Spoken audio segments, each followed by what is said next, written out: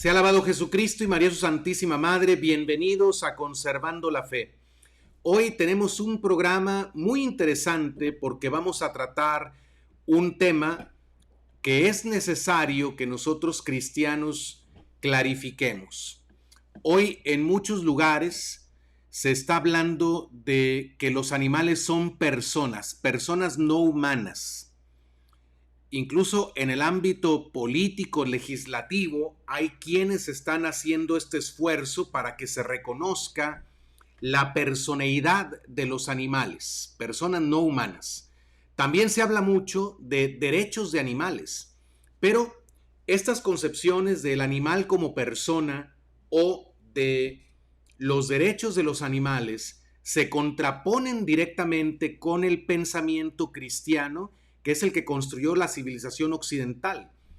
Hablar de animales como personas o de derechos de animales en realidad perjudica la visión que tenemos sobre nosotros mismos, sobre qué es el hombre y cuál es la relación que el hombre tiene con la creación. He invitado a un joven que ya he tenido aquí en el canal, que ustedes conocen. Gracias a Dios su trabajo está siendo cada vez más conocido. Él es Horacio Justo. Él se ha estado especializando en el tema del ecologismo y ha denunciado y está denunciando pues esta ideología que no tiene nada que ver con el pensamiento cristiano de presentar al hombre como el administrador de la creación. Ya tenemos un programa con Horacio en el que hablamos de por qué el ecologismo, como se está vendiendo ahora, es incompatible con el cristianismo. Lo he invitado para que nos explique ahora por qué los animales no son personas ni tienen derechos. Y esto no significa que estamos a favor de causar dolor, sufrimiento a los animales, de destruir las especies, de ninguna manera. Antes de recibir a nuestro invitado especial de hoy, quiero pedirles, como aparece ahí en la pantalla, que me apoyen. Ustedes apoyan mi trabajo si le dan unos clics ahí en su dispositivo, a los botoncitos que tienen. Ustedes hacen que los algoritmos de YouTube se muevan y el contenido de este canal y de este video se promueva en la plataforma de YouTube. Si ustedes no hacen esto, yo no lo puedo hacer por ustedes. Este contenido se queda ahí, pero no va a ser promovido en YouTube. Así es que les pido de favor lo siguiente: denle clic en este momento, por favor, tómense el tiempo de suscribirse al canal si no lo han hecho. Revisen si siguen suscritos, porque algunos me han avisado que se habían suscrito y luego aparecen como no suscritos. Algo pasa aquí en esta plataforma. Hay algunas formas de censura. Así es que por favor denle clic al botón que dice suscribirme o suscribirse ahí en su dispositivo celular, en su computadora. También es muy importante que le den un like al video, clic al botón que tiene el dedo pulgar hacia arriba, porque de esa manera ustedes hacen que YouTube promueva el contenido de este video específicamente, el que están viendo, y que compartan, por supuesto, este video para que les llegue a más personas. Ahora les pongo en pantalla las plataformas en las que pueden ustedes encontrar los audios de todos nuestros programas. Para los que les conviene más seguirnos en formato de audio, busquen en cualquiera de esas plataformas Conservando la Fe y van a encontrar el contenido de todos nuestros programas en formato de audio. Por último, les estoy poniendo las redes sociales en las cuales pueden seguirme. Ahí está el canal de Telegram, que lo recomiendo que se unan a ese canal. Lo pueden encontrar en Telegram como @conservandolafe. Ustedes le dan clic al botón que dice unirme cuando les aparece el canal. Allí subo contenido más frecuente, más breve, que no puedo estar compartiendo a través de YouTube. Entonces les invito a seguirme por Telegram. También les invito a que se den de alta en la red que estamos haciendo de seguidores de Conservando la Fe por medio de WhatsApp. Ahí está el número al que ustedes pueden enviar un mensaje diciendo alta. Luego les va a llegar un mensaje automático que les pide algunos datos para poder registrarlos. Únanse a la red de Conservando la Fe. Gracias a todos por su confianza. Gracias por seguir este canal. Bien, pues ya tenemos en pantalla a nuestro invitado de hoy, Horacio Justo. Horacio, ¿cómo te encuentras? Muy bien, padre, muchísimas gracias por la invitación. Para mí siempre es un gusto poder estar aquí con usted. Sigo su canal y me siento muy honrado de poder en esta oportunidad estar acá transmitiendo aquello que he recibido. Excelente. Yo también agradezco mucho que haya aceptado la invitación. También estoy al pendiente veo cómo te has ido desarrollando y especializando en el tema y gracias a Dios pues está creciendo este movimiento de jóvenes que piensan correctamente, que están formando el pensamiento cristiano y que se están preparando también para exponerlo claramente y defenderlo. Te felicito por lo que haces y gracias por la invitación, Horacio. Pues bueno, como ya te había comentado, vamos a hablar de por qué los animales no son personas ni tienen derechos. Eh, Hay una confusión muy grande en el ámbito cultural, lamentablemente, y esto pues en perjuicio del ser humano, obviamente, ¿no? El demonio confunde nuestra inteligencia para que no captemos la realidad como es, sino para que pensemos que nosotros podemos construir la realidad según nuestro gusto. Y bueno, ha causado mucho daño. Tú estás muy formado y adentrado en el tema del ecologismo y tal vez este es una, un aspecto más del tema, ¿no? ¿Podrías comenzar diciéndonos si hay un vínculo entre esto de considerar a los animales personas y con derechos con la ideología ecologista? ¿Existe ese vínculo o es algo muy separado? No, de hecho, el vínculo ya se da desde la propia filosofía. Sería una falta de respeto de mi parte querer opinar de cuestiones netamente teológicas, estando usted para aquí, así que me voy a dirigir directamente al campo que es mi área, la filosofía como docente. Cuando uno analiza lo que es la gran distinción filosófica a grandes rasgos, podríamos distinguir en dos grandes corrientes, que luego tendrán sus distintos aspectos o diferenciaciones. La primera corriente, dentro de la cual va a estar el cristianismo, es el realismo filosófico. Podemos pensar en Aristóteles o en Santo Tomás de Aquino, que quizás sean los máximos exponentes. Por otra corriente, va a estar lo que es el inmanentismo, que proviene de la palabra inmanere. Inmanere se puede traducir como aquello que permanece dentro. Es un concepto complejo, ya lo vamos a ir explicando a lo largo de esta hora. Pero sí me interesa que la gente se quede con esta idea. En el realismo filosófico se presupone necesariamente que hay siempre una relación de presencia y distancia con los tres grandes pilares de la filosofía. Hay una relación de presencia y distancia con Dios, con el mundo y con el hombre. Entonces, diríamos, Dios está presente entre nosotros. De hecho, nosotros habitamos el mundo y de hecho nosotros tenemos contacto con el hombre. Pero yo no soy la humanidad, sino soy un ser humano. Yo no soy Dios, sino criatura de Dios. Yo no soy el mundo, sino que habito el mundo. Esto lo va a sostener el realismo filosófico. El inmanentismo es mucho más complejo, porque como todo permanece dentro de sí, se tiene que explicar por la exclusión. Entonces, así como en el realismo filosófico hay una relación de presencia y distancia, en el inmanentismo hay o pura distancia, pensemos rápidamente en los grandes existencialistas, Schopenhauer, Jean-Paul Sartre, donde hay pura distancia, ya no hay nada, solo la existencia en sí misma.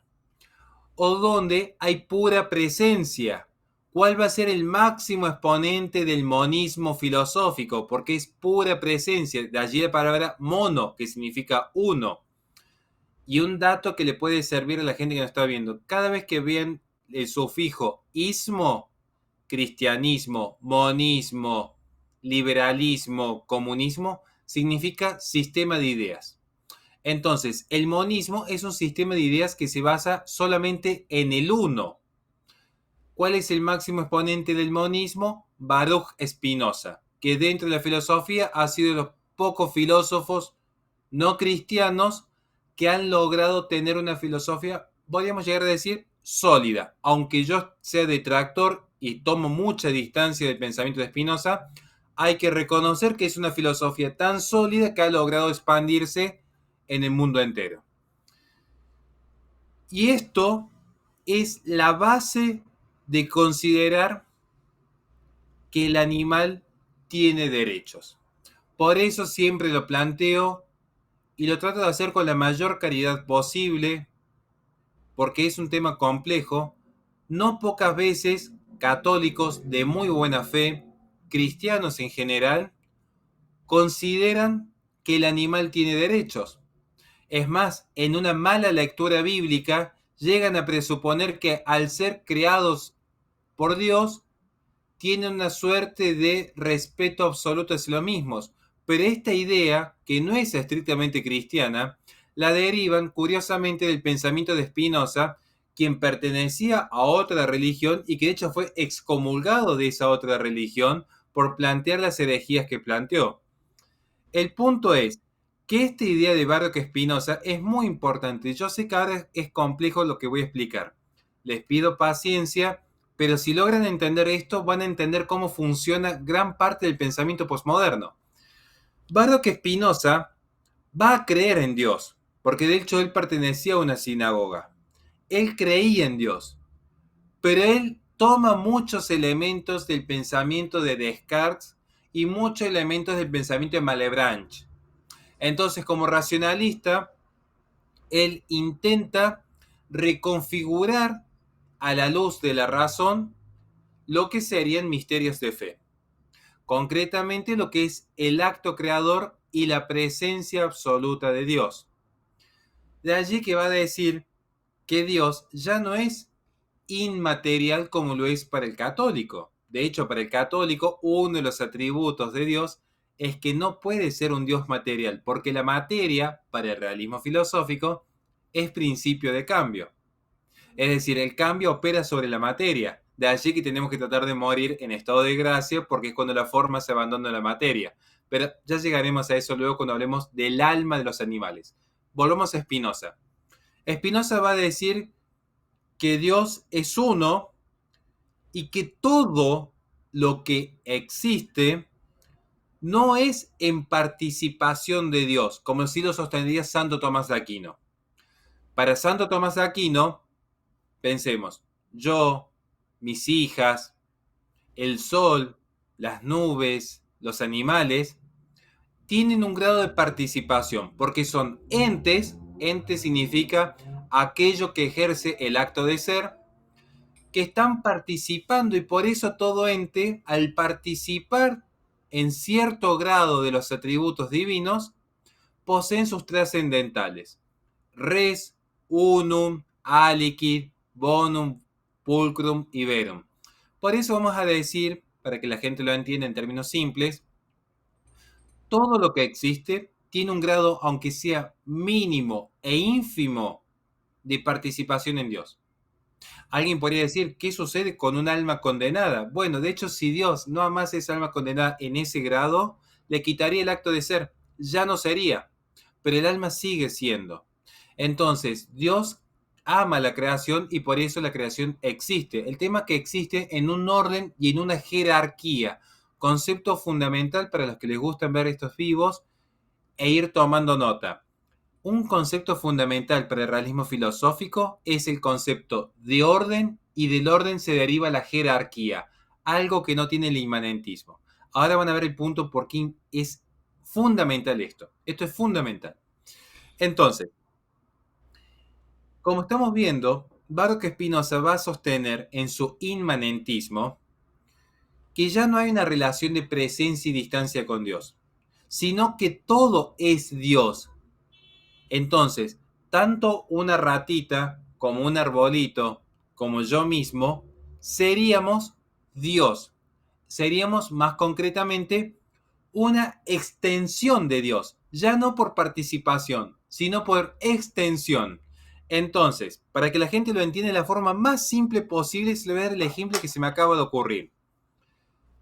Para un católico, lo que yo he escrito en esta agenda donde voy anotando los videos que tengo pendientes en mis canales, en esta agendita yo participo de ella. De hecho, yo he volcado en ella parte de mi inteligencia al escribir y decidir ordenar qué video va, qué video no va. Entonces, la agenda tiene una participación mía. Yo he participado en la agenda, pero yo no soy la agenda. Yo puedo diferenciar el ente agenda del ente Horacio Houston. Para Spinoza, la situación es distinta, porque todos seríamos extensión de Dios. Entonces, para que lo podamos entender, sería como que cada uno de nosotros sería como un dedo de Horacio Giusto. Son extensión de lo mismo, quizás con distintas funciones. La función del dedo sea ayudarme a tener mi mate, la función de la vista sea ayudar a Dios a poder ver, pero todo pertenece a lo mismo, todo es una extensión de sí. ¿Quién va a tomar este pensamiento? Ahora vamos derecho al tema de los animales, pero era importante recalcar esto, padre, para que la gente lo entienda. Curiosamente, quien promueve esta primera idea, a grandes rasgos, que va a ser una gran influencia en el pensamiento contemporáneo, es el naturalista Ernst Haeckel, que ya lo mencionamos cuando hicimos un vivo anterior, que es el creador del concepto de ecología. Y acá está el punto donde se empiezan a entrelazar las líneas. El creador del concepto de ecología, oikos logos, o el conocimiento de la casa, él era monista. De hecho, él funda la Liga Monista en Alemania, además de la Sociedad de Higiene Racial. Pero eso es materia anecdótica. Él funda la Liga Monista. Él sostiene en esta idea monista de que todo el proceso evolutivo convergía a una única sustancia. De hecho, el monismo se define como que todo es extensión de la misma sustancia. ¿Qué problema para un monista explicar, por ejemplo, la Santísima Trinidad, donde son cosustanciales en un Dios que es un trino? Estos son debates muy interesantes que a veces uno los plantea. ¿Qué sucede? Ernst Haeckel toma las tesis de Darwin, claramente que es monista, y las radicaliza. Entonces, él va a decir lo siguiente, y yo invito a la audiencia que lo piensen de la siguiente manera. Si no hubiese un logos creador u ordenador, porque en el realismo filosófico, insisto, no voy a hablar estrictamente de teología porque excede mi área. Entonces, para Aristóteles había un logos ordenador. Para Santo Tomás Aquino hay un logos creador. Entonces, Santo Tomás Aquino va a decir, Dios crea ex nihilo, crea desde la nada. Aristóteles va a decir, no, nunca se explica este fundamento, pero él dice, lo que hace este logos divino es ordenar lo que ya existe. Pero en ambos va a haber un punto de coincidencia. Se establece un orden. Este ejemplo que voy a dar ahora se lo doy siempre a mis alumnos en la universidad y también a mis alumnos privados, que es el siguiente. Calculo que pueden ver que detrás mío hay una biblioteca, supongo.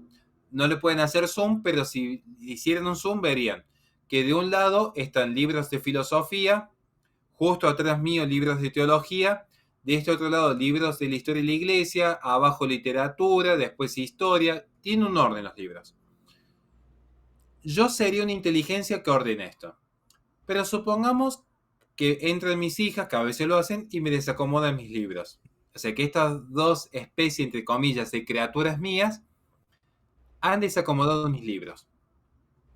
Para volver a ordenarlos, tendrían que conocer mi inteligencia o lo que yo les permita conocer a ellas, porque calculemos, voy a dar un ejemplo simple, mi hija mayor tiene 3 años. Entonces, ella ya conoce cierto tipo de inteligencia mía. Entonces yo le digo, estos libros no los podés tocar, pero sí podés jugar en el living de la casa. Algo parecido a lo que hace Dios en el Génesis, ¿no? Entonces, dentro de lo que ella conoce a su edad, de lo que permito yo participarle de mi inteligencia, ella, si algún día los desacomoda, podría luego decir, bueno, el orden original era este.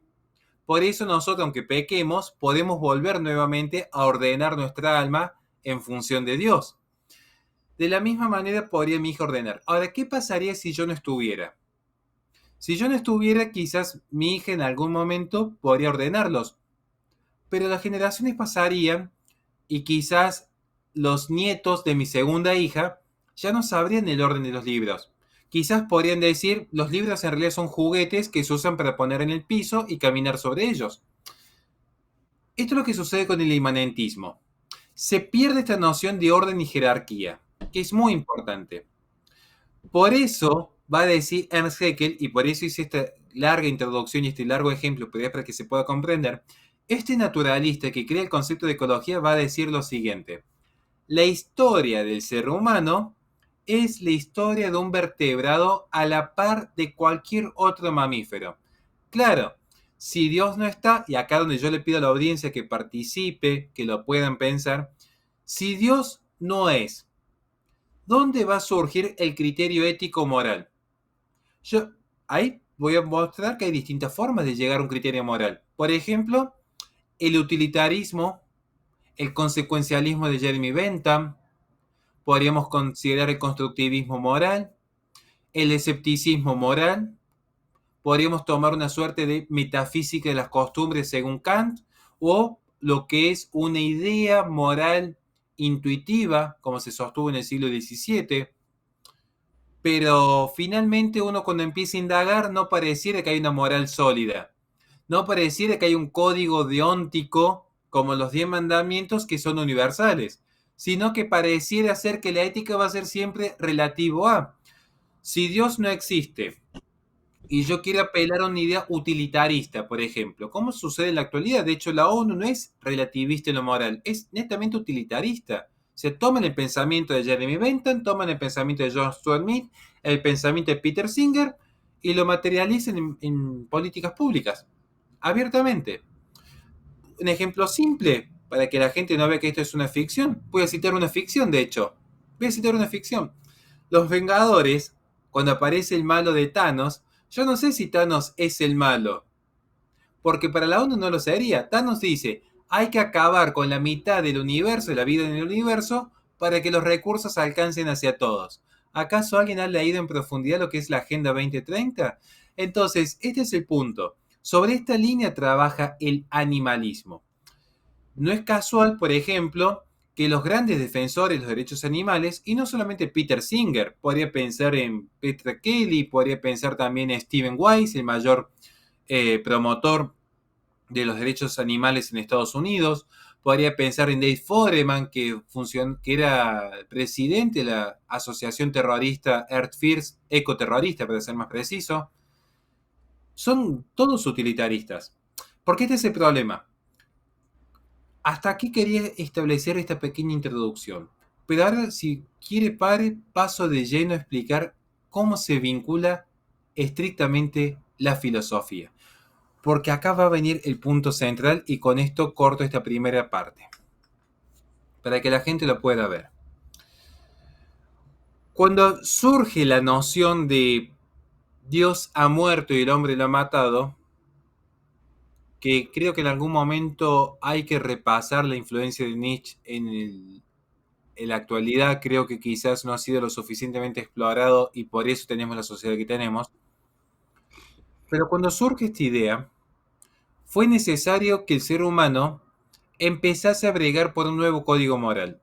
Y el nuevo código moral se va a centrar principalmente en la influencia de John Stuart Mill y de Jeremy Bentham, porque van a sostener esta idea de que las acciones son buenas o malas no por su ontología, porque la metafísica ha muerto. Si yo digo Dios ha muerto, estoy diciendo ha muerto ese logos que ordena y jerarquiza todo lo que existe.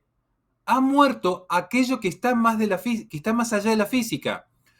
Para que la gente lo pueda entender, para que esta regla pueda medir 10 centímetros, tiene que haber una unidad de medición que sea externa a la regla, necesariamente. Esto es una regla básica en la filosofía realista.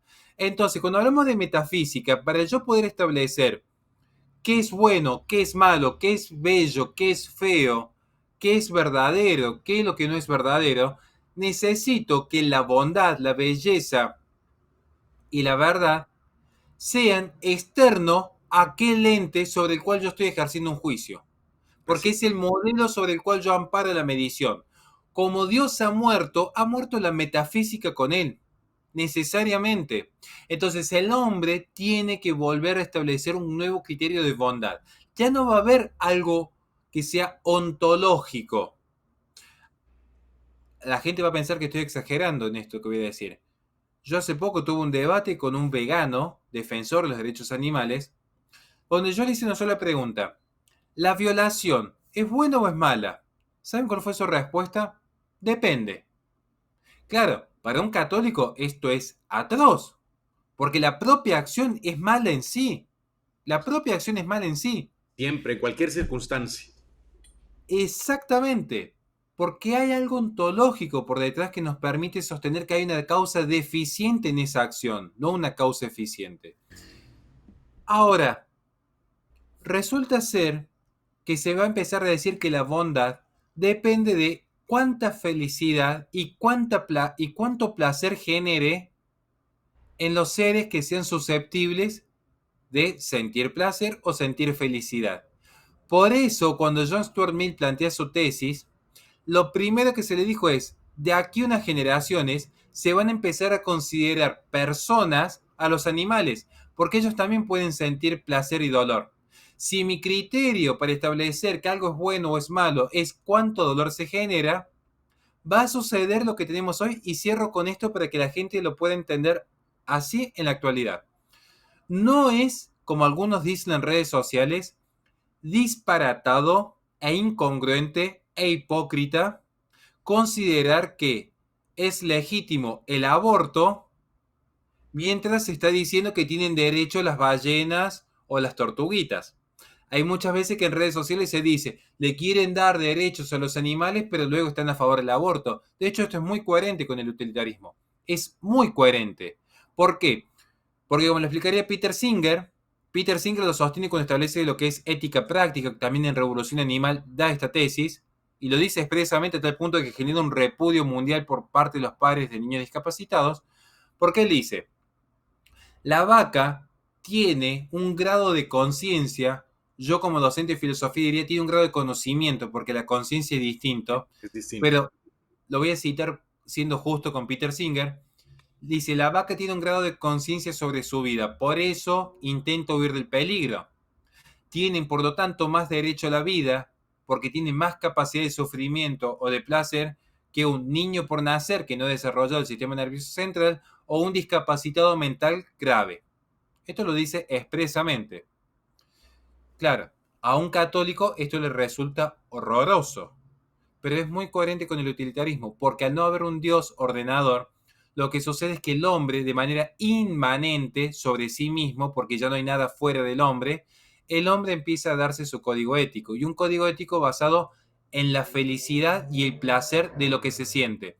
Entonces van a ver que hay un paralelismo, y con esto cierro para esta primera pregunta, hay un paralelismo que van a ver que a medida que creció lo que es la tesis del sensocentrismo, es decir, ya no es antropocentrismo o teocentrismo, sino se centra todo en lo sensible, en la capacidad de sentir, bien, sino que en un debate, ¿cómo se dice? Demostrarme que Dios existe a través de los sentidos. Es decir, todo redunda a lo material, a la capacidad de sentir. Mientras crece esta tesis sensocentrista de los animalistas, crece también el hedonismo, porque ya no hay pecado, ya no hay necesidad de sacrificio, ya no hay mal, es simplemente placer por el placer mismo. ¿Cuál sería la objeción que una persona, digamos, sin dañar a otro, tuviera ciertos vicios privados? Entonces, un católico diría, no, sí, porque te jugás la condenación de tu alma, te jugás la vida eterna, pero para un sensocentrista donde todo se reduce a la capacidad de sentir en términos materiales, no habría ninguna objeción al respecto. Y este es el punto de contacto como para iniciar el No, vivo, que creo que se me tenía un poco la respuesta, pero era necesaria la introducción. no, te felicito, te felicito. Excelente introducción. Fíjate que en otro momento me gustaría luego invitarte en otro programa a hablar sobre el ateísmo porque el ateísmo no es una postura inofensiva. O sea, yo no estoy insultando a los ateos, pero el ateísmo ha causado estragos en la vida de individuos y las sociedades, porque tiene consecuencias terribles para el hombre, el negar la existencia de Dios. Ese es otro punto. Pero creo que algo has mostrado tú de este tema ahora. ¿Pudieras explicarnos cómo se ha entendido en nuestra cultura occidental persona? Sí, Porque ahí también me parece un punto clave, ¿no? Para saber si el sí, animal es persona o no, bueno, tenemos que saber qué es una persona, ¿verdad? Y en qué se funda, cuál es lo esencial de persona, eh, porque pareciera que ahora persona es lo que siente, como decías tú. O sea, si hay un ser que puede exactamente. sentir, es persona. Pero no se ha entendido así en nuestra cultura occidental. ¿Qué nos puedes decir sobre eso? Bueno, padre, acá les voy a pedir, voy a tratar de responder en 15 minutos, voy a tratar de ser breve esta vez. Pero es un tema complejo. ¿Por qué le digo que es complejo? Porque su pregunta, padre, es compleja, porque usted me dice la cultura occidental. Yo quizás esto, si estuviésemos en una tertulia privada junto a otros padres, alumnos, docentes, yo preguntaría, como me gusta hacer a veces en las comidas, bueno, ¿qué es Occidente? O al menos, ¿qué Occidente? El Occidente de hoy, el Occidente de la Revolución Francesa, de la cristiandad, del mal llamado Bajo Medioevo. Habría que discutirlo, pero a grandes rasgos siempre he tratado de definir a Occidente desde mi humilde lugar como aquello que tiene una influencia filosófica en Grecia, en una ética cristiana y en un sistema jurídico romano. Es básicamente tomo estos tres elementos, Roma, Grecia y, Y el, y desde ahí construimos esta idea. ¿Qué es persona? Primer concepto de persona lo podemos tomar ciertamente el sistema jurídico romano como aquello que tiene facultad de actuar. De hecho, personaes alude en el sistema jurídico romano a las máscaras, a los actores que utilizan una máscara para resonar en un auditorio y de esa manera llevar su voz al espacio público. De allí que se habla de que persona es aquello que actúa en un espacio público. Ciertamente que es un concepto un poco laxo si consideramos que ya el niño por nacer es persona para nuestro entendimiento y no precisamente un niño por nacer como una persona en coma o como un discapacitado mental con ciertas deficiencias, le quitaríamos el título de persona. Y aquí es donde yo quiero responder, porque alguien me va a decir, si le das categoría de persona a un niño por nacer que no puede actuar en la vida pública, ¿por qué le quitas el título de persona a un animal que estaría en una situación idéntica como carencia? Por eso yo tomo mucha distancia de esta noción del sistema jurídico. Creo que hay una definición que es muy interesante, que es la que va a aportar Santo Tomás de Aquino, porque Santo Tomás de Aquino, cuando establece las 5 jerarquías de vida, a las dos primeras no le da la categoría de persona, en tanto que en su esencia no reside ni inteligencia ni voluntad. Aquí vamos a tratar de explicar algo y, insisto, no me gusta entrar en temas teológicos porque no me gusta opinar de lo que no sé. Así que no tomo mal cualquier corrección que usted me haga, padre, porque sé que me puedo equivocar en este punto. Pero, según Santo Tomás de Aquino, que toma mucho de Aristóteles en algunos aspectos, según Santo Tomás de Aquino hay 5 jerarquías de vida, de acuerdo a sus funciones, pero también de acuerdo a su propia naturaleza. La vida vegetativa, que es aquella cuya forma, recuerden que en Aristóteles, concretamente en Aristóteles, le pido, sobre todo si hay algún alumno que vea luego esto en diferido, recuerden cuando explicamos a Aristóteles, que Aristóteles cuando habla de la forma del ser vivo, va a hablar del ánima, del alma. Entonces, alma, ánima, y dentro de lo que es la forma aristotélica, se va a confundir con vida. Es más, para Aristóteles lo que es la forma del ente orgánico puede ser tranquilamente un sinónimo de vida y vida puede ser tranquilamente un sinónimo de ánima y ánima es sinónimo de alma. Por eso yo voy a decir acá y les pido que sean prudentes antes de enojarse con los comentarios, escuchen hasta el final. Los vegetales, o mejor dicho, la vida vegetativa, las plantas, los árboles, tienen alma. Una vez me pasó que dije esto en una conferencia, estábamos en una iglesia, un grupo se horrorizó. ¿Cómo que tienen alma? Le dije, esperen un poco. Si el árbol no tuviera alma, el árbol si no estuviese dotado de un alma, no podría tener sus funciones básicas, que es crecer y reproducirse, igual que alimentarse. Son 3 funciones básicas de la vida vegetativa: la alimentación, la reproducción y el crecimiento.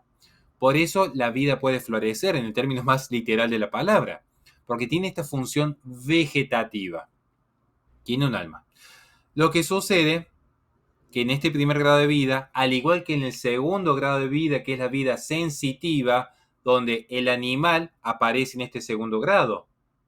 El animal, pensemos en un perro o en un gato, tiene funciones vegetativas, por eso el animal se reproduce, se alimenta y crece, pero le añade nuevas funciones, que son las funciones del conocimiento. El animal conoce por sus 9 sentidos, los 5 sentidos externos, ya todos conocidos, los 4 sentidos internos, sensorio común, memoria, estimativa e imaginación. Si alguien cree que un animal no imagina, yo les pido a los que tengan un perro que vean cómo sueñan.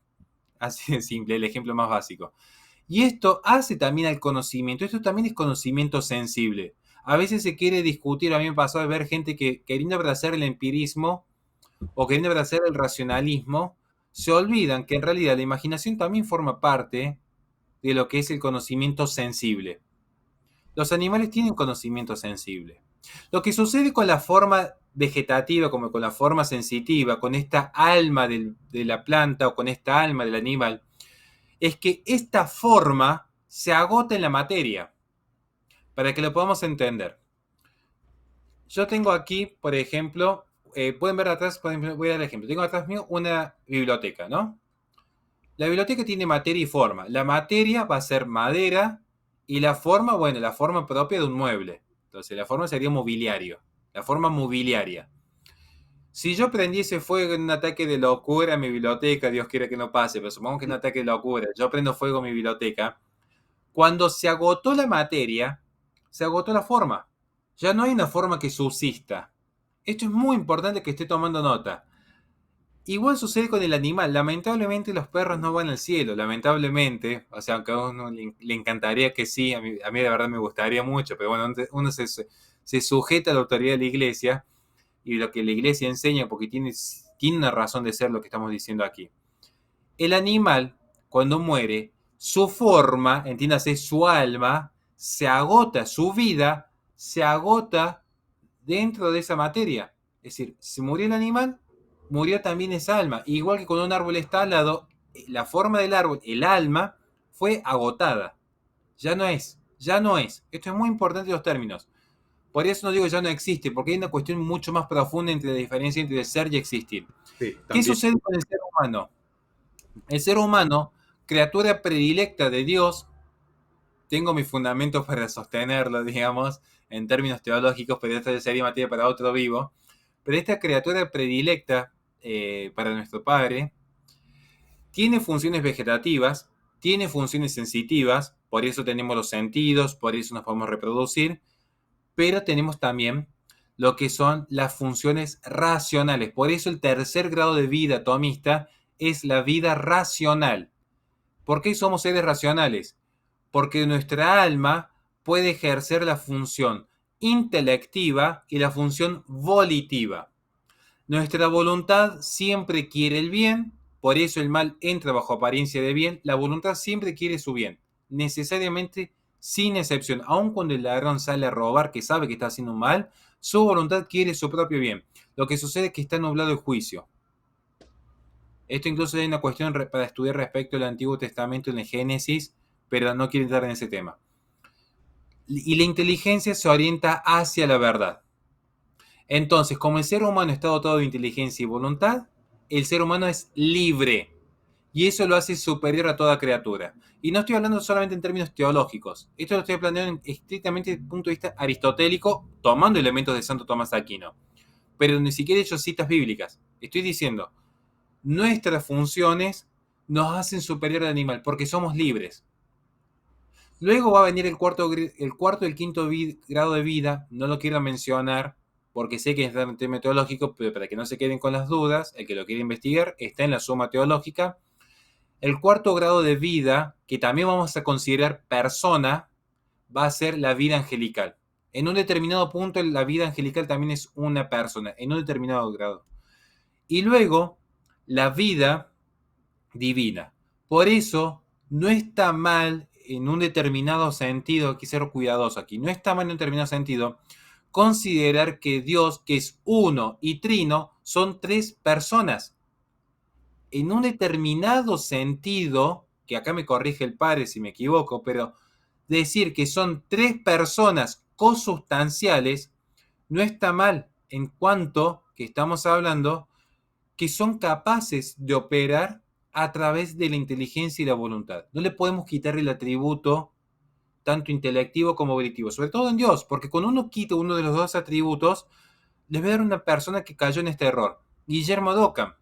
Guillermo Dockham, que de hecho era católico, en esa visión, porque él era docente de lógica, al día de hoy me cuesta entender cómo llega a esta conclusión. A mí me cuesta entender. Pero él quita el atributo de la inteligencia. Él considera que Dios es pura voluntad. De hecho, eso es quitarle también su persona. Es quitarle lo que hace estrictamente persona a la persona. Y acá cierro con esto, padre. Porque alguien me va a decir, bueno, pero ¿por qué nuevamente el animal no sería persona y un niño por nacer sí? Siendo que ninguno de los dos pueda actuar. Este es el punto. Pensemos primero en la esencia. La esencia, en un sentido metafísico, además de hacer que aquello sea lo que es lo que limita el acto de ser. Salvo en Dios, porque la propia esencia es su ser. Entonces, como Dios es puro acto de ser, lo vamos a sacar de la ecuación. Entonces nos vamos a quedar con lo que depende de Dios para ser, porque Dios le da el acto de ser. Si hubiese dos puros actos de ser, habría dos dioses. Se limitarían mutuamente, entonces no serían dioses, porque estarían limitados. Entonces voy a llegar a la conclusión que todo lo que es está limitado por su esencia. De allí que yo por mi esencia no pueda volar como un pájaro y de allí que un pájaro no pueda escribir un libro. Diferencias. Las esencias lo que hacen entonces es ordenar jerárquicamente. Todo lo que tiene un orden tiene un límite. Cuando yo hablo que la esencia limita el acto de ser, estoy estableciendo un orden. Porque establezco un límite. El orden, de hecho cosmos significa orden, es límite. Y el límite es lo que me permite a mí distinguir el ser del no ser, lo que es de lo que no es, porque está ordenado y está limitado. Es más, si quieren algún día hacemos un vivo especial hablando de este tema con mucha profundidad, porque el gran acto del non serviam del ser humano, cuando el ser humano quiso ser como los dioses, lo que quiso hacer es romper con su propia esencia, no reconocerse como criatura, no reconocerse supeditado a un orden. Por eso es común ver que hoy, luego, hay transhumanismo, transespecies, transexuales. Se rompe con la esencia, se rompe con el orden, se rompe con los límites. Y los transespecies juegan con esta idea, de hecho. Con los animalistas está este punto. ¿Por qué? Porque el niño por nacer, voy a dar dos ejemplos que son drásticos. Drásticos, voy a dar. Pero es la forma en la que quizás se entienda. Ovalo de Carvalho creo que tiene algo para decir al respecto sobre dar ejemplos drásticos. Pero miren, pensemos en un niño que lamentablemente sufre un aborto espontáneo, que lamentablemente sucede, son misterios de fe por qué esto a veces acontece, pero es una realidad. O una persona con un grado alto de discapacidad. Dos casos concretos. Esas personas, ¿son o no son racionales? Esto siempre se lo digo a mis alumnos. Y cuidado con las palabras. Yo no estoy preguntando si están ejerciendo la razón, sino si son racionales. Porque el niño por nacer, como una persona con discapacidad, es más, ampliemos los ejemplos, o un drogadicto, o un preso, son libres, son dignos, son personas. Lo que sucede es que están privados del ejercicio de la libertad. Que yo tenga una persona privada del ejercicio de la libertad no le quita que es un ser libre, porque si fuese que pierde su ser, no lo podría recuperar nunca luego. Si alguien pierde su dignidad, no fuese digno, no podría luego recuperar su dignidad. Si alguien deja de ser hijo de Dios en un determinado sentido, nunca podría volver a la morada del Padre. Lo que sucede es que hay un ejercicio que se suspende. Esto es muy importante y soy cuidadoso porque a veces la ambigüedad puede parecer que de repente un budista o un satanista forman parte de la iglesia del Señor. No, son cosas distintas. Lo que estamos diciendo es que hay algo en su acto de ser que todavía reside en su esencia. Que él libremente se oponga a amar a Dios no quita que en algún momento se pueda convertir y volver a Dios, pero puede volver porque su esencia así lo permite. Por eso, aunque un niño no llegue a nacer, ya es persona porque su propia naturaleza está dotada de la facultad de razonar, está dotada de la inteligencia, está dotada de la dignidad. Por eso van a ver que hay personas que, aun cuando eligen la vida delictiva o aun cuando eligen la santidad, pueden elegir libremente su destino, su camino a seguir, amar o no amar a Dios. Sin embargo, y acá yo invito a que me puedan corregir, de lo poco que conozco, le pido a la audiencia que me corrijan, yo he visto muchas especies animales a lo largo de mi vida. Nunca he visto un león que se levante una mañana y diga, hoy voy a dedicarme a ser vegano. Nunca he visto un pingüino diciendo, oh, hoy voy a escribir la Divina Comedia. Nunca he visto de repente un elefante diciendo, creo que tenemos que dejar la vida rudimentaria y vamos a empezar a utilizar utensilios para comer. Misterios que a veces a uno le sorprende, porque de hecho incluso cuando se quiere comparar a los animales con los orangutanes o con ciertos derivados de los simios, los animales estos mantienen los mismos comportamientos históricamente. No ha habido un cambio sustancial. Exactamente. Esto Los simios no dicen, ahora queremos vivir en la tundra. exactamente. Y esto, padre, con esto cierro esta pregunta. Me excedí por 3 minutos lo que quería responder, pero bueno. Era explicar esto, por qué los animales no son personas, nosotros sí, por los grados de jerarquía. Alguien me podría decir, es una distinción arbitraria. Quizás podría ser una distinción arbitraria. Veamos cuál tiene más coherencia. No solamente coherencia argumentativa, como me ha pasado en debates con veganos. No solamente coherencia argumentativa, porque yo trato de enfocarme en la metafísica. Las secuelas en última instancia. ¿Cuál sería el impedimento para que si abrazamos estas agendas utilitaristas, no se diga el día de mañana, ciertas personas con ciertas características están de más, están consumiendo muchos recursos naturales para garantizarle mayor placer a mayor cantidad de personas, por ejemplo, los niños síndrome de Down que sean abortados? ¿Cuál sería el impedimento para un utilitarista coherente? Porque a mí me gusta debatir, pero con gente que sea coherente, con su pensamiento llevado a última instancia de manera coherente. ¿Qué pasaría si toda la humanidad llevara a última instancia la vida de acuerdo a lo que la iglesia enseña? Eso también es un debate interesante. ¿Qué sucedería si toda la sociedad abrazase la cristiandad como se debe abrazar? ¿Y qué sucede cuando se abrazan las ideas hedonistas, animalistas o existencialistas como sucede actualmente? Es que caemos en la tiranía. Lo que es que ya está sucediendo. Estas ideas están abrazando y lo que provocan es la tiranía de unos sobre otros. Porque la ideología no sirve a todos. La ideología sirve a un grupo nada más. A un grupo de poder, ¿no? Muy interesante tu respuesta, muchas gracias. Entonces, bueno, ya quedó claro, los animales no son personas. Lo siguiente, pues no tienen derechos, obviamente. ¿Qué se requiere para tener derechos, Horacio?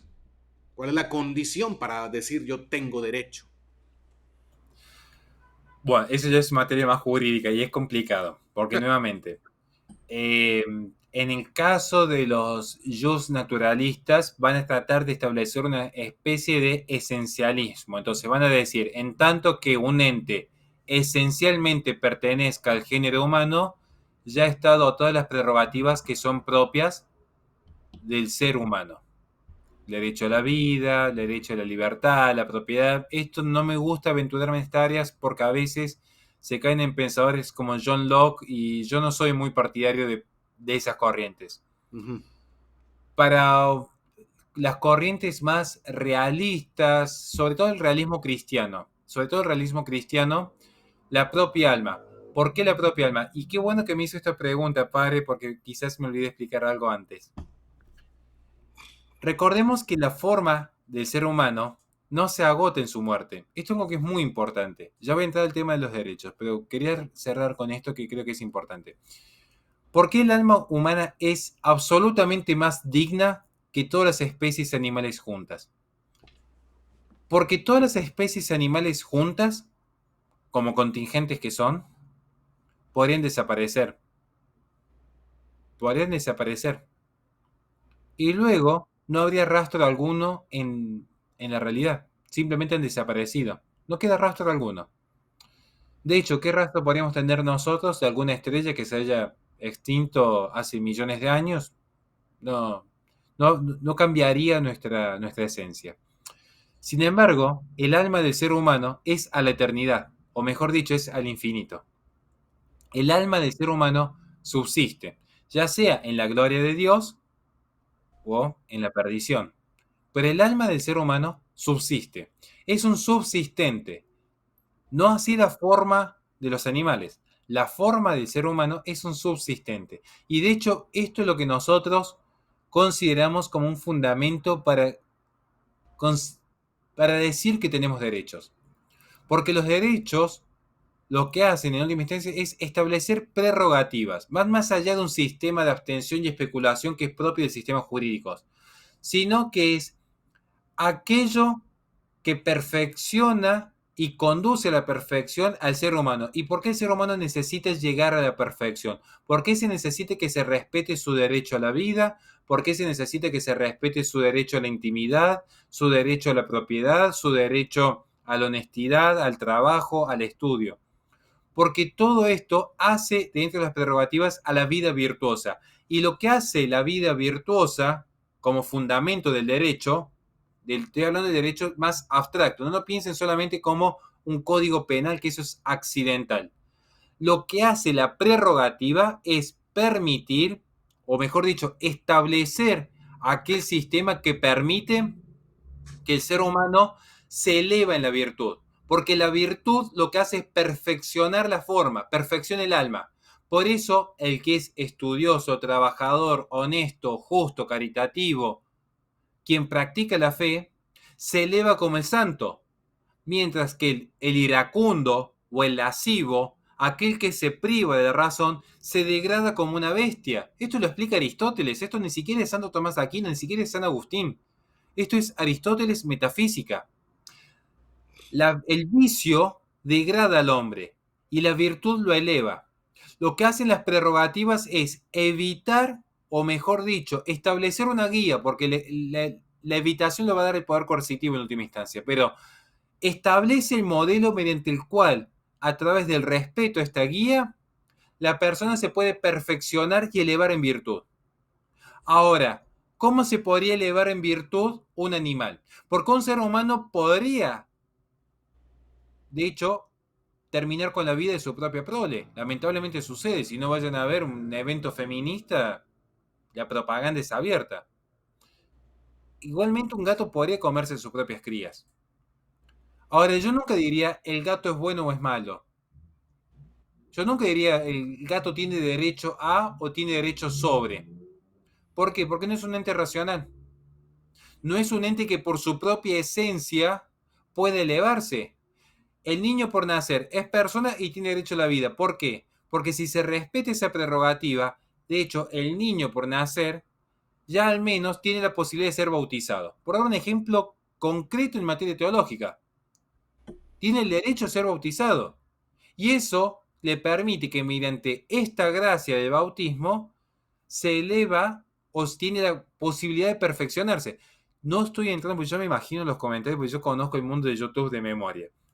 No estoy entrando acá a decir que el niño que es abortado y que no fue bautizado se va al limbo, porque eso fue una doctrina común, nunca fue doctrina de la iglesia, la aclara desde ya. Tampoco estoy diciendo que se condena, estoy diciendo simplemente que si uno respeta, por ejemplo, si yo respeto el derecho a la intimidad de una mujer, estoy permitiendo que se perfeccione en la virtud de la modestia, la castidad, la pureza. Si yo respeto lo que es el derecho a la verdad, estoy permitiendo que una persona pueda adecuar su inteligencia hacia un bien trascendental y de esa manera orientar su voluntad hacia el bien. Si yo respeto el derecho a la propiedad, no estoy violentando a una familia que va a poder concentrarse en trabajar de sol a sol como Dios lo manda, mientras la esposa se dedica a la crianza moral de sus hijos. Entonces, esto es lo que hacen los derechos. ¿Los animales tienen derechos? No. Y esto no significa que uno esté a favor del maltrato. A ver, voy a decir algo que es muy controvertido entre los círculos más tradicionalistas, porque yo sé que lo que decía que es controvertido. En mi caso, humilde caso, es un 4 de copas, pero en mi humilde caso, yo, por ejemplo, porque pertenezco a Argentina, que es otra cultura, a mí me encanta lo que es la doma del caballo, porque sé que se los trata bien a los caballos, porque conozco de cerca el mundo del campo, pero yo no le encuentro sentido, o yo todavía no conozco, no encuentro razón de ser, por ejemplo, a lo que son las plazas de toros. ¿Por qué? Soy de Argentina, soy de otra cultura, yo no lo entiendo. Entonces, yo podría decir, quizás para mí, en el mundo de Horaciolandia, no vería favorable de repente las corridas de toros, por dar un ejemplo simple. Pero quizás alguien me podría convencer de que sí. Pero no se sigue de esto, de que el toro tenga o no tenga derechos. Por dar un ejemplo simple. Yo puedo establecer acaso un derecho de propiedad sobre esta lapicera, que ya está viejita y pobre. Yo digo, yo tengo derecho de propiedad sobre esta lapicera. Que yo tenga derecho de propiedad sobre la lapicera no significa que la lapicera en sí misma tenga derechos. Soy yo el que tiene derecho sobre la lapicera. Por eso hay que ser cuidadoso. Porque hoy hay una moda a querer darle derecho a la naturaleza. Incluso dentro de la Iglesia Católica lamentablemente se ven corrientes que en algún punto parecieran coquetear con cierto paganismo panteísta. Hay que ser cuidadoso en dar una visión animista a la naturaleza. Porque la naturaleza por sí misma no está dotada de inteligencia y voluntad. No es la Gaia de los griegos, no es la Pachamama de los trasandinos, no es la madre naturaleza de los posmodernos.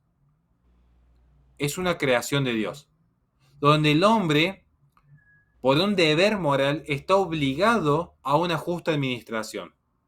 Pero que a mí, que el padre que es superior en jerarquía a mí, pues yo soy laico, entonces, que el padre que es superior en jerarquía a mí, él me confiera la responsabilidad de cuidar materialmente de su iglesia. Es decir, tendría que ir a barrer, tendría que ir a limpiar, acomodar los cuadros, tener todo en orden. Eso no significa que el templo en sí mismo sea una persona. Distinto se habla de la Eucaristía, pero no quiero entrar en ese tema ahora. Pero no significa que el templo en sí mismo sea una persona. ¿Se entiende el punto aquí? Me he dado a entender. Los animales están supeditados a la voluntad del hombre, porque son inferiores en jerarquía. Esto no significa que haya un derecho absoluto al maltrato innecesario. Es más, los otros creo que vamos a considerar al menos una patología aquel que goza maltratando innecesariamente un cachorro o pateando un gato o haciendo sufrir sin razón de ser a cualquier animal, a cualquier ser vivo. Ahora, tampoco se absolutiza, porque si yo tengo que matar una vaca para alimentar una familia, es completamente legítimo. Es más, el Antiguo Testamento hasta Dios mismo enseña cómo hacer una bestia para su sacrificio. Les doy otro caso concreto. Si hay un bien superior como la salud de mis hijos, a mí no me va a temblar el pulso en tirar insecticida para matar algún bicho que haya dentro de la cocina.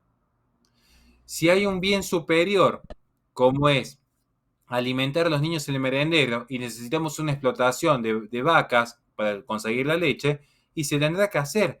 El tema es que esto no significa que nosotros vayamos a decir que es moralmente válido, y con esto cierro, por ejemplo, volcar petróleo adrede en el océano, quemar adrede un bosque o generar un daño ecológico irreversible de manera adrede. ¿Pero por qué? Porque el mal, y no lo olvide nunca nadie, esto es una mezcla entre Aristóteles y Santo Tomás de Aquino, lo que voy a decir, el mal, si bien existe el mal físico, el mal moral, el mal metafísico, vamos a decir a grandes rasgos que el mal es privación del bien debido. ¿Qué es el bien? Aquello que perfecciona al ente conforme su propia esencia. Ese concepto de bien es mío, pero el resto sí lo tomo de Santo Tomás de Aquino y de Aristóteles. Entonces, si yo privo a la humanidad de la Patagonia porque la contaminé, la quemé, la destruí, y de la misma manera se está generando un mal cuando Adán priva a todo el género humano del estado de gracia. No se puede dar lo que no se tiene. Entonces, objetivamente hubo un mal en Adán. Objetivamente un mal. Que luego se pueda haber arrepentido, que haya cumplido penitencia, eso queda a juicio de Dios. Lo que digo es, él genera un daño que se transmite en generación. Y eso es un mal. Si yo voluntariamente extinguiera las vacas, ¿estoy generando un mal? Sí, porque estoy privando a mis hijas, a mis nietas y a mis bisnietas de gozar de la creación de Dios, que eran las vacas para nuestra alimentación y para nutrirnos de su leche. Ahora, si yo, sin extinguir las vacas, tengo una explotación ganadera con la cual trabajo de manera honesta, cobrando un precio justo, como lo establece Santo Tomás de Aquino, alimentando a los niños, donando para la caridad parte de mis ganancias, ¿dónde estaría el mal allí? Si justamente las especies están puestas también al servicio del hombre. No es que el hombre está puesto al servicio de las especies. ¿Por qué digo esto? Y con esto cierro, padre, perdón la extensión, pero quiero cerrar con este argumento que creo que es necesario que se entienda. Cuidado con decir que los animales tienen derechos, pero sobre todo a los cristianos.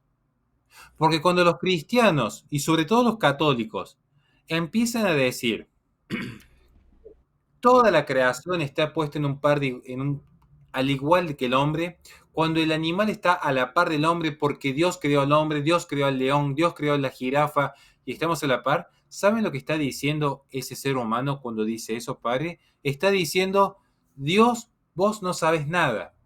Dios, vos te equivocaste. Dios, cuando vos lo diseñaste, te equivocaste muy feo al establecer las jerarquías.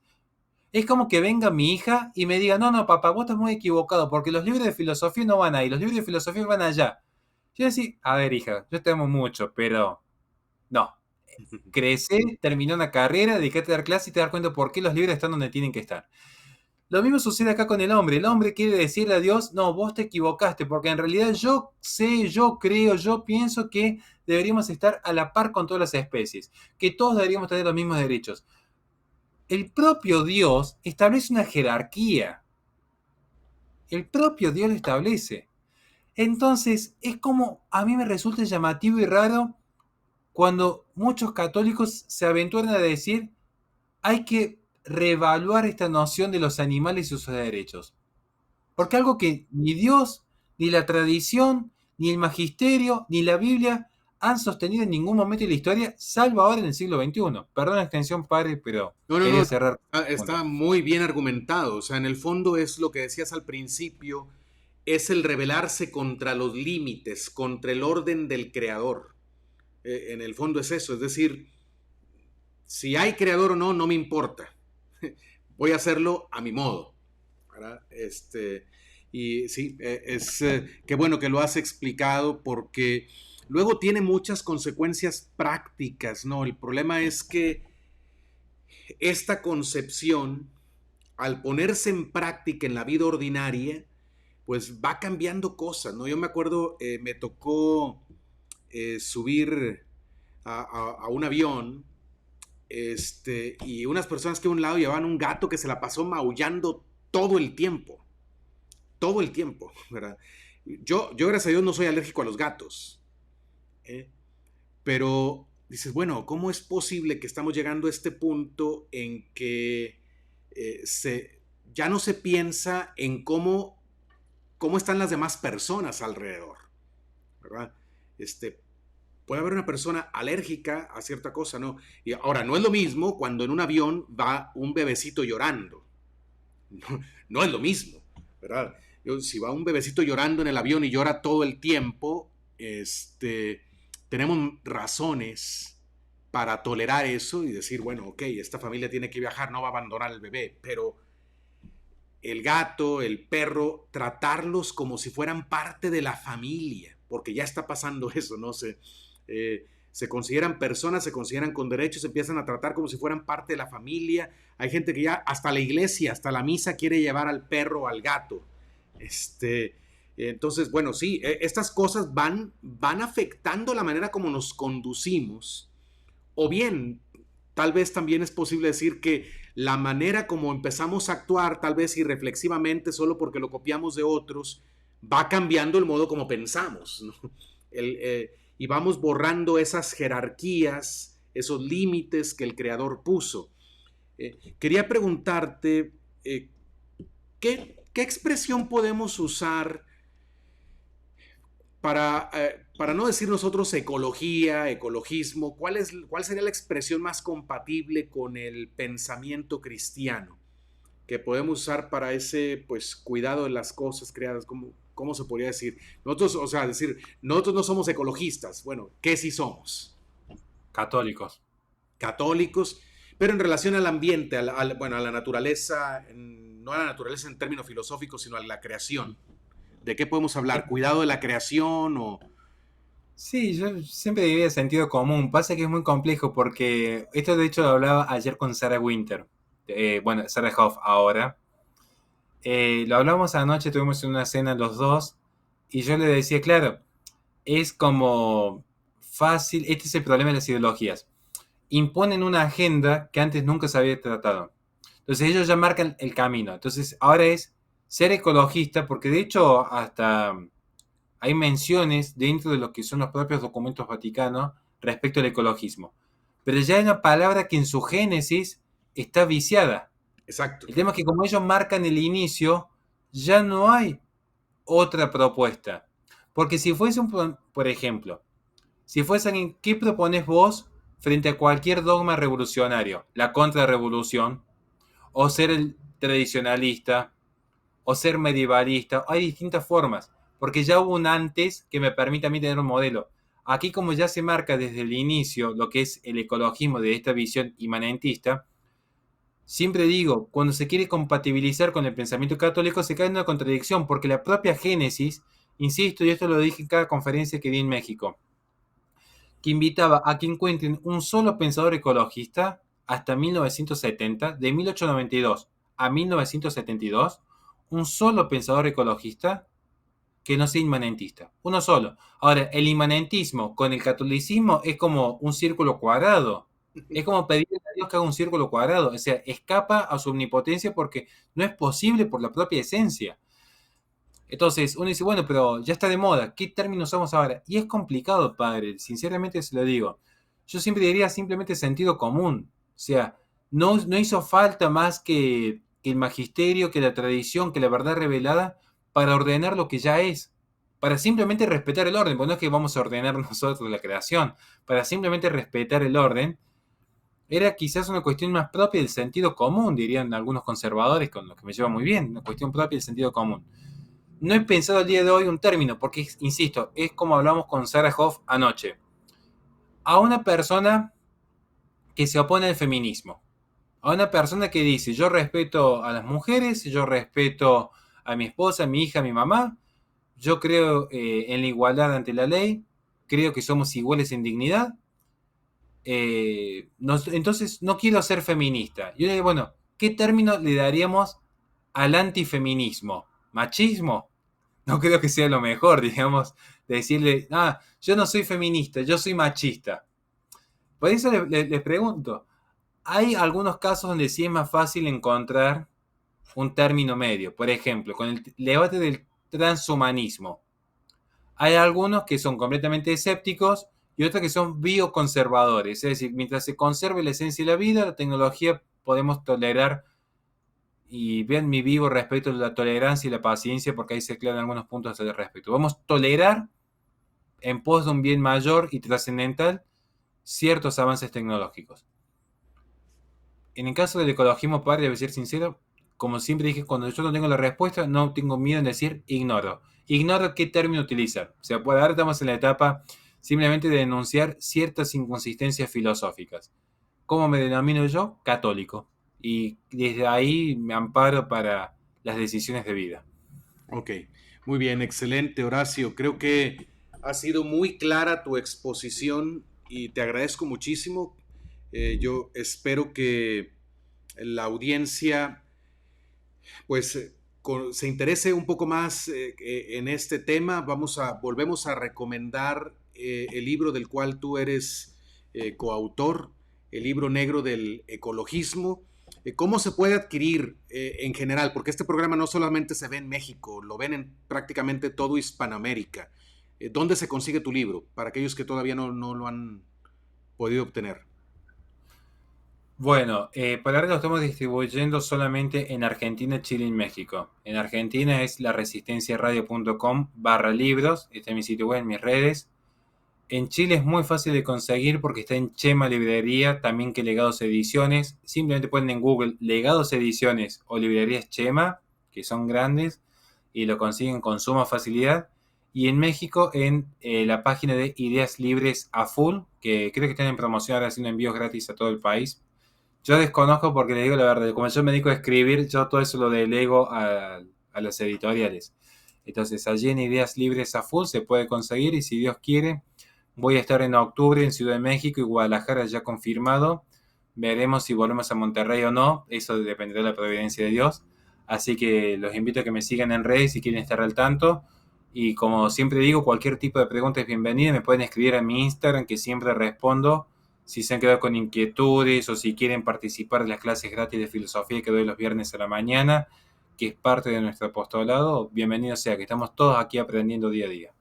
Excelente. Entonces, bueno, eh, en la descripción de este video, abajo, voy a poner estos datos que acaba de decir Horacio, porque luego es difícil que se queden en la memoria. Van a estar por escrito en la descripción del video, eh, para que sepan pues cómo seguir a Horacio en las redes, cómo conseguir su libro, los que viven en estos 3 países que él ha mencionado, en Argentina, en Chile, en México, y cómo contactarlo también.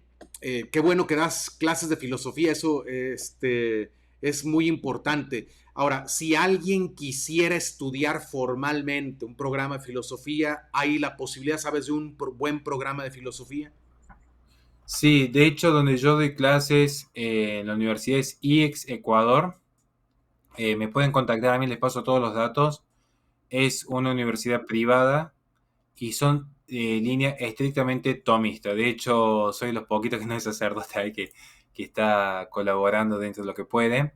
Es una carrera que tiene la propuesta de que se puede hacer, si alguien se esfuerza mucho, pueden sacar la licenciatura en filosofía en 2 años y se ven todo lo que es una corriente de pensamiento, filosofía antigua, filosofía de la cristiandad, moderna, se ve puntualmente cada filósofo, cada gran corriente, empirismo, realismo, Husserl, Hegel, Marx, se ve todo, pero siempre desde una posición netamente tomista. Es decir, se explica el autor, pero también se explica qué se defiende desde el realismo filosófico, cuál es la postura del realismo filosófico y un realismo centrado esencialmente en Santo Tomás de Aquino. Creo que es una propuesta innovadora, así que a todos los católicos que estén interesados les puede servir y de mucho. Doy fe que realmente el nivel educativo es muy, muy, muy alto, pero también es muy accesible para la gente que tiene que trabajar. Entonces, la asistencia académica que hay por detrás permite que uno pueda realmente disfrutar de la carrera y que no sea una presión. Entonces, permite filosofar mientras se va aprendiendo filosofía. Excelente. Bueno, y si para mí solo el hecho de saber que tú eres maestro de esa institución es una muy buena carta de presentación. Entonces, también esos datos van a estar abajo en la descripción. Pues muchas gracias a todos, gracias a la audiencia, gracias Horacio por haber aceptado nuevamente esta invitación. Y bueno, en un futuro hagamos un programa sobre el ateísmo, que creo que también es muy importante. Que Dios te bendiga, Horacio, a ti, a tu familia. Un abrazo desde acá de México. Saludos a todos, a toda la audiencia. Les recuerdo, conserven su fe y que viva Cristo Rey. Que Hasta viva. la próxima. Hasta la próxima.